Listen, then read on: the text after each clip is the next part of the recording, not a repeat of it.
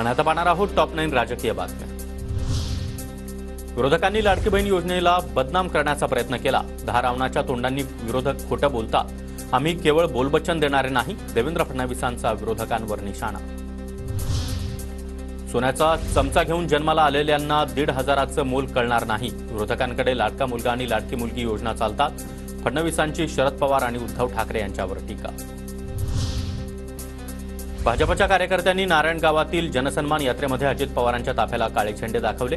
शासकीय कार्यक्रमामध्ये घटक पक्षांना वगळल्याचा आरोप। आंदोलनकर्त्या भाजपच्या माजी जिल्हा परिषद अध्यक्ष आशा बुचके दुपारी प्रकृती बिघडल्यानं रुग्णालयात दाखल।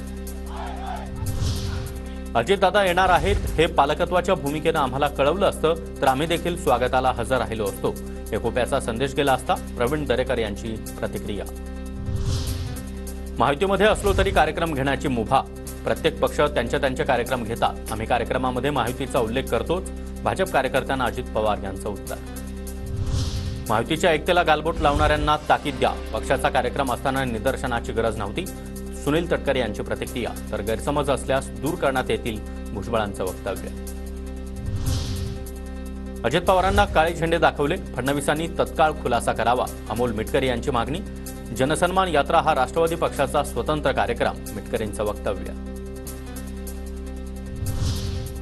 भाजप ज्या पक्षाबरोबर युती करतो त्यांनाच संपवण्याचा घाट बांधतात। भाजप कार्यकर्त्यांनी अजित पवारांना दाखवलेल्या काळ्या झेंड्यांच्या बद्दल अंबादास दानवेंची टीका। मराठ्यांनी आरक्षण का मागावं? त्यांनी उभा देश चालवायचा आहे। आरक्षण कुठे घेऊन बसला? मराठा आरक्षणावरून संभाजी भिडे यांची पलटी।